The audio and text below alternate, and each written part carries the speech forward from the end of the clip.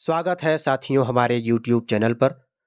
साथियों, हिंदी साहित्य का इतिहास लेखन से संबंधित महत्वपूर्ण प्रश्नों को लेकर आया हूं, जो कि परीक्षा की दृष्टि से बहुत ही महत्वपूर्ण हैं। परीक्षा में इससे संबंधित प्रश्न पूछे जाते हैं।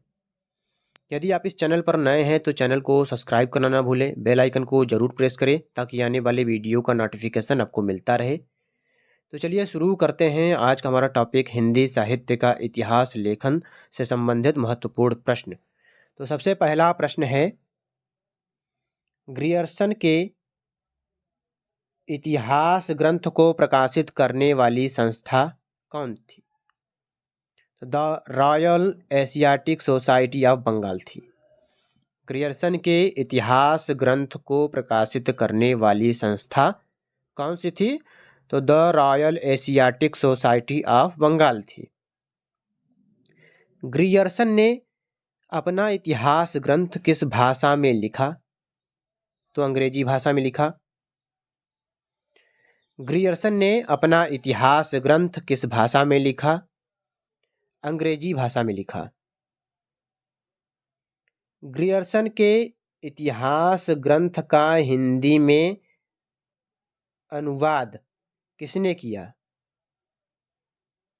डॉक्टर किशोरी लाल गुप्त ने किया। ग्रियर्सन के इतिहास ग्रंथ का हिंदी में अनुवाद किसने किया? डॉक्टर किशोरी लाल गुप्त ने किया। ग्रियर्सन के इतिहास ग्रंथ का हिंदी में अनुवाद डॉक्टर किशोरी लाल गुप्त ने किया। डॉक्टर किशोरी लाल गुप्त ने ग्रियर्सन के इतिहास ग्रंथ का हिंदी में अनुवाद किस नाम से किया?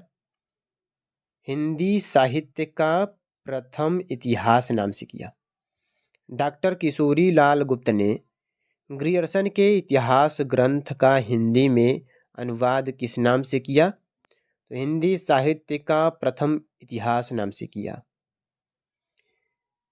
ग्रियर्सन का इतिहास ग्रंथ कितने अध्याय में विभक्त है? तो 11 अध्याय में विभक्त है। अगर विविध को ले ले तो 12 अध्याय हो जाते हैं। ग्रियर्सन का इतिहास ग्रंथ कितने अध्याय में विभक्त है? 11 अध्याय में विभक्त है। अगर विविध को भी उसमें जोड़ देते हैं तो 12 अध्याय हो जाते हैं।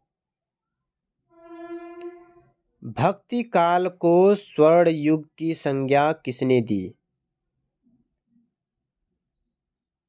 ग्रियर्सन ने दी। भक्ति काल को स्वर्ण युग की संज्ञा किसने दी? तो जॉर्ज अब्राहम ग्रियर्सन ने दी। आचार्य शुक्ल ने ग्रियर्सन के इतिहास ग्रंथ को क्या कहा है? तो बड़ा वृत्त संग्रह कहा है। आचार्य शुक्ल ने ग्रियर्सन के इतिहास ग्रंथ को क्या कहा है? बड़ा वृत्त संग्रह कहा है। मिश्र बंधु विनोद किसकी रचना है? मिश्र बंधु की है। मिश्र बंधु विनोद किसकी रचना है? मिश्र बंधुओं की है। मिश्र बंधु में कौन कौन आते हैं? तो गणेश बिहारी मिश्र, श्याम बिहारी मिश्र और सुखदेव बिहारी मिश्र आते हैं। मिश्र बंधु में कौन कौन आते हैं? तो मिश्र बंधु में गणेश बिहारी मिश्र, श्याम बिहारी मिश्र और सुखदेव बिहारी मिश्र आते हैं। मिश्र बंधु विनोद का प्रकाशन कितने भागों में हुआ है? मिश्र बंधु विनोद का प्रकाशन 4 भागों में हुआ है। प्रथम 3 भाग 1913 में प्रकाशित हुआ और चौथा भाग 1934 में। मिश्र बंधु विनोद का प्रकाशन कितने भागों में हुआ? 4 भागों में हुआ। प्रथम 3 भाग का प्रकाशन 1913 में, चौथा भाग का प्रकाशन 1934 में हुआ। मिश्र बंधुओं ने अपने इतिहास ग्रंथ में कुल कितने कवियों को शामिल किया है? तो 4591 कवियों को शामिल किया है। लगभग 5000 कहा जाता है। मिश्र बंधुओं ने अपने इतिहास ग्रंथ में कुल कितने कवियों को शामिल किया है?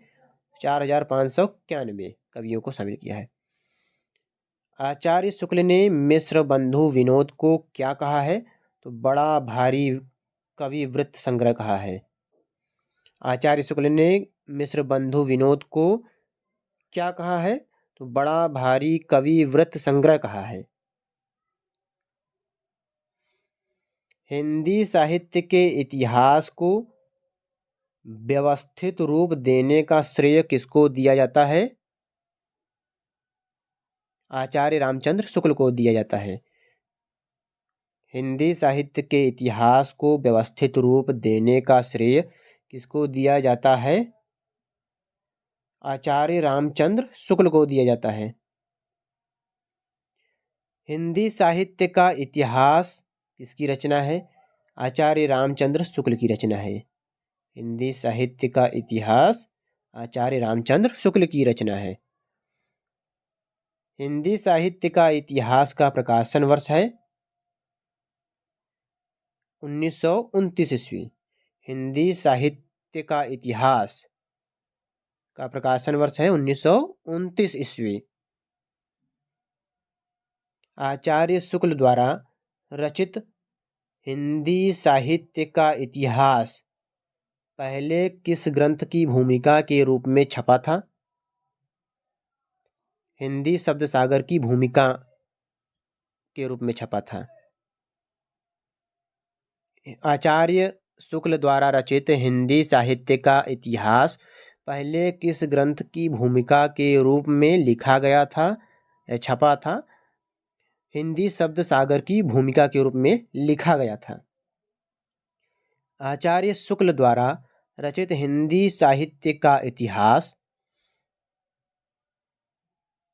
हिंदी शब्द सागर की भूमिका में किस नाम से छपा था या लिखा गया था? तो हिंदी साहित्य का विकास के नाम से लिखा गया था।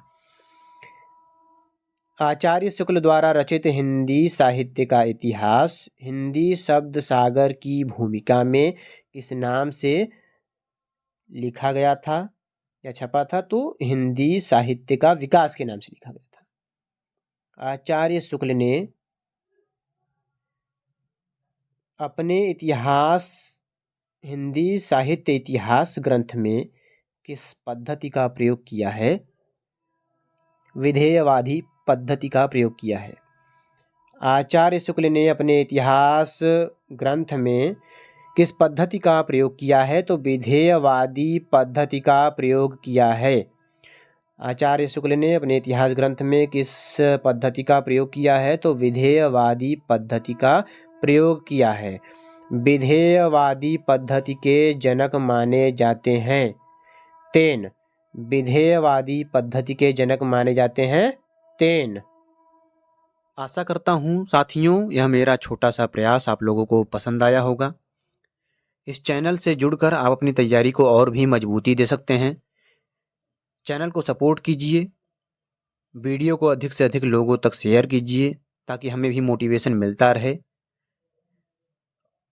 और इसी तरीके के वीडियो मैं आप लोगों के लिए बनाता रहूं। फिर मिलेंगे एक नए वीडियो के साथ। धन्यवाद।